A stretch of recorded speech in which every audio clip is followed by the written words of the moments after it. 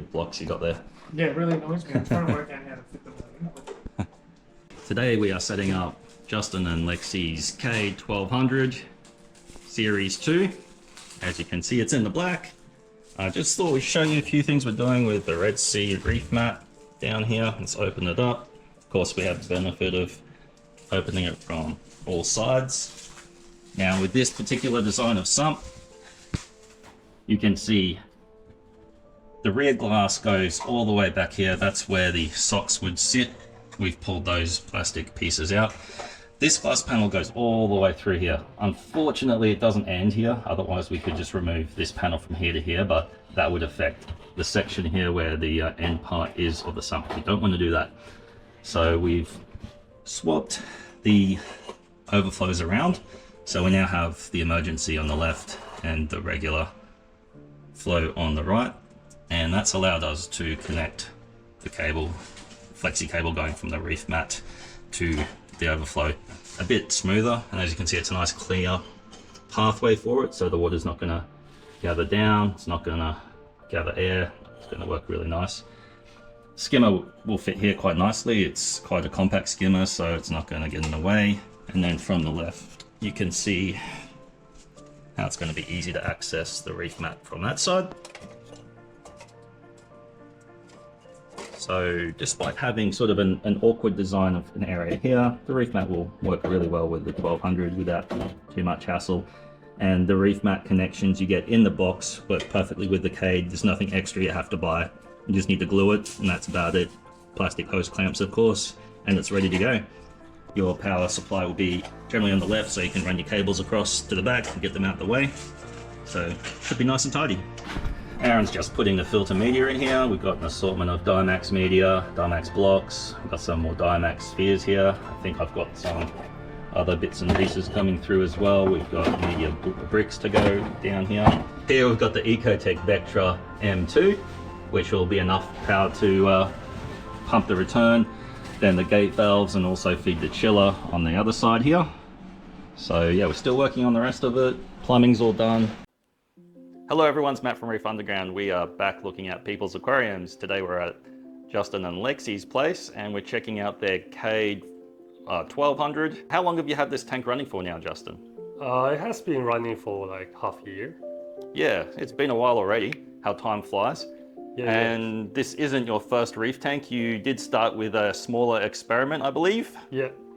And that was a water box. It's a different brand, but okay. It's similar size. Same sort of thing with the rear chamber filter. How long did you keep that tank before you decided to upsize? I think more than 1 year. Is this volume of water easier for you to maintain than a smaller tank? I would say much similar. Yep. So the stuff, the maintain things I need to do is just much similar. But obviously the water volume I need to change is larger than the smaller one. And alongside that, I believe you have now quite a large storage capacity of water on hand for water changing and convenience. What fish did you transfer over from the other tank? Only 2 clownfishes. Okay, yeah. So we've got quite a fair few new fish, including a few tangs. And I think that was one thing that you mentioned when you had the smaller aquarium is you really did like the tangs. So along with the clownfish that you transferred over, what corals came along as well? I think there's one torch, I believe in the bottom, but actually it was not doing great in that smaller tanks. It was almost dying, but yeah, but it's better now. Yep. I'm happy. The torch both look very good. Yeah, and Gold also torch. the lighter coral, which the people call the different name. Yes. Yeah, they're very, very tricky coral to keep in such a small capacity of water because they're going to suck through the iodine very, very quickly.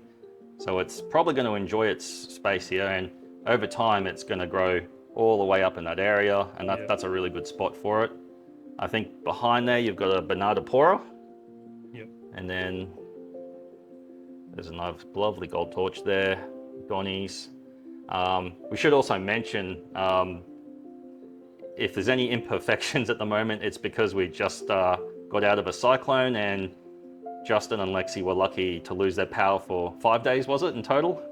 4 days. 4 days. And so battery backup was lasting the 12 hours at the most, and Justin went to the trouble of manually pouring water from the sump into the tank every 15 minutes, every hour the power's off. So that's true dedication. And I think you said you lost an acro. Yeah, Couple it's of acros in or one the acro. red top corner. Yep. So it's start bleeding, I think. So it's still there, that one you're talking about? The right corner. That one, the purple one. Oh, that one. Yeah. Oh, that's recovering, okay. Yeah. So you didn't lose any coral? Yeah, but No. I strongly Yeah. recommend everyone should have a generator. Yeah, as that's a good backup. advice, yeah. Yeah. I think especially when you weigh up the amount of, I guess, just dollar value you start putting into the tank, and Yeah. and the sentimental value from all the fish as well. That's a big thing. Yeah, exactly. And I think, you can get a Ryobi generator for around $700-800, and hey, it's handy just to be able to turn lights on and stuff. Yeah. At the very least, alongside having it power your aquarium return pump. But yeah, we've got some beautiful corals here. We've got the Monte Pora at the back. That's growing really well. It's loving that spot in the higher par area. We've got some interesting tones of hammers here. Nice orange. We've got mottled type there. Very happy frog spawn with a very, very beautiful lobo behind it. One of your newer acquisitions, the red polyp Dallas. There's the Gonies. We come down to probably one of my favorites, the golden frog spawn. And then little hundreds and thousands or interstellar type morph. Another Western Australian frog spawn there. Beautiful gold torch. That's got to be about 3 heads on there, Yep. if not more by now. We got some SPS coming up here, Basiloporas, and then your green traditional Dallas there. Yep. And a nice collection of Acropora, which, yeah, one wasn't too happy about the whole power off thing, but seems to be recovering. Yep. And lower down, we've got some start of some Zoa gardens occurring. Pink zipper there. Clown's taken to the torch quite well. So we've got various types of tangs. Have you got a pair of clowns? They're just split up at the moment. Yep. There's a goby in there under the rockwork somewhere. They all have it's blue tongue underneath the rock. Oh yeah, I see the blue tang now. They were all swimming about before. Here we go. He's taking off now. He's just not sure about the camera. And just saw there, we've got some Antheus swimming around as well, which I think you said you only got those a week ago. Yep. They seem to be doing quite well. So we got the AI Hydra 64s across the rail there, powering the Cade 1200. Vortec MP40 on either side. One is staggered lower right, and then the opposite one is on the top sort of left over that side, creating more than ample flow along with the return. So in the Cade sump we have a fair few things to talk about. So off the return it flows through into the reef mat. Okay, so from the overflow we go straight through. It kind of jumps over the first chamber. It's a kind of a difficult design for the reef mat, not ideal, but we made it work. So we've made the water go through to the reef mat, to reef mat 500. From there it overflows there. And what we do to make use of the rear chamber, there's filter materials in there. We run the chiller back into there, I think as well as the UV. Yeah. Yeah, so we have plenty of flow going from that back area back through the rest of the sump. So as mentioned, we have the UV off to the side there, and that's just powered off one of the manifolds. So make use of all the manifolds. One goes to the chiller, and one through the UV back into the tank, recycles through. We've got the Octo Regal 150S. The other skimmer we had in here wasn't able to get the head height going that was required. It was in specifications, but it was just a consistent problem. So we've changed the skimmer. The Octo has no problem at all. It's a really well-built skimmer. It's only running on setting 3 of 5, so we didn't even have to have it at its maximum potential. We've got it tuned about halfway and it's pumping more than enough. Hopefully Justin's happy with this one. Yeah. We're very happy so far, impressed with the quality. In the media chamber here, there's just various mixed bit of everything. There's a big marine pure block there. So lots of going on, but it's still a nice open sump, this one. Still plenty of room to get your hands in there and maintain it. Show you the mounting there on the UV. Now let's come to the other side here. This is the internal electronics area. A lot going on with the plumbing that goes through the other side. We've got the power supply for the UV. We've got the Red Sea Dose 4, which goes to some